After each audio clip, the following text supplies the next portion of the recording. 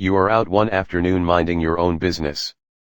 Not really thinking about anything in particular. As you walk through the underbrush near the edge of the forest, you look up.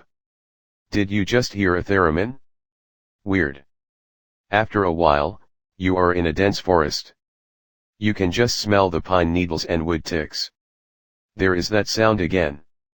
A totally unnatural sound. Metallic. Nooooope. You walk a little further and through the canopy, you can see that the sun has almost set, the forest lights up with oranges and red tones. You keep walking. With no slip or break in time, your forest views change to gray metal walls.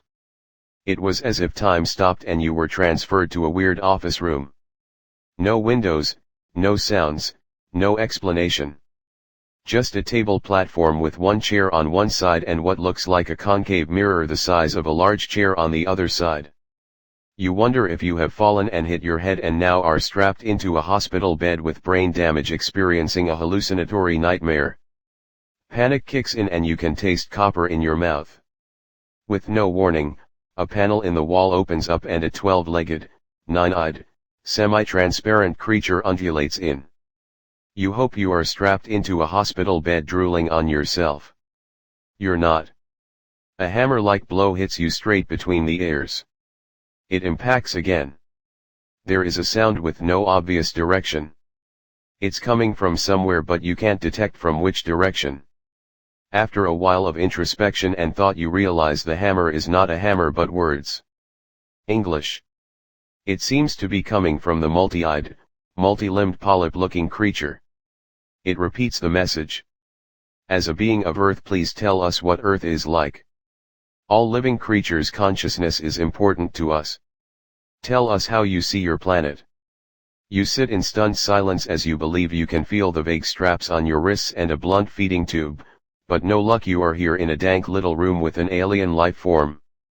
What can be said, what should not be said? Are there wrong answers? Is this creature some kind of interstellar scientist, or does it just like to play with his food before devouring it? You think for a long while, then stammer out. In some ways, life here, humanity I mean, is morbid and repugnant. In some ways, you would be better skipping town and arrive at the next planet. Our planet lays claim to bloody warfare and inhuman methodologies. Through our history, we have attacked and dehumanized others based on their appearance, and even now we judge them for their outwards beauty or lack thereof.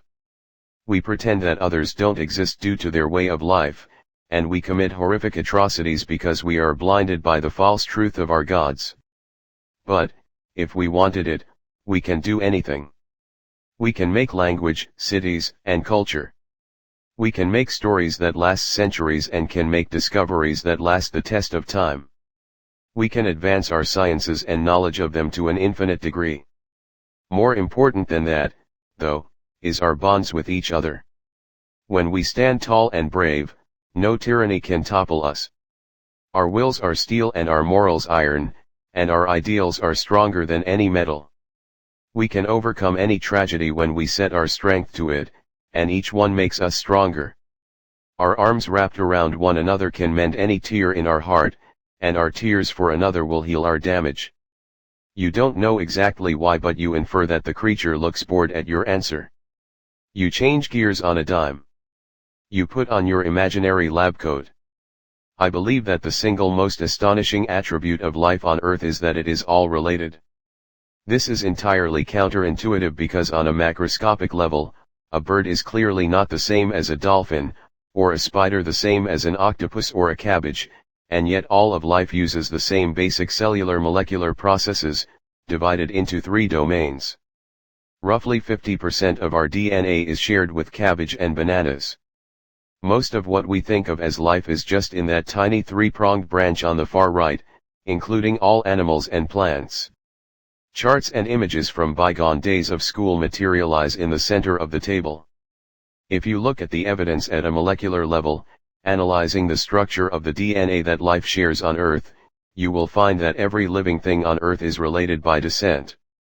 If you look at it over time, you can see how all of life branched out from a solitary surviving branch 3.8 billion years ago.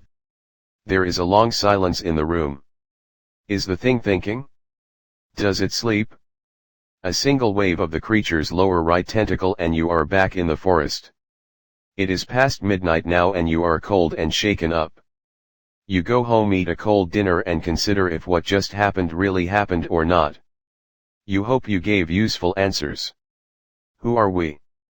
We find that we live on an insignificant planet of a humdrum star lost in a galaxy tucked away in some forgotten corner of a universe in which there are far more galaxies than people, and I am just one of them.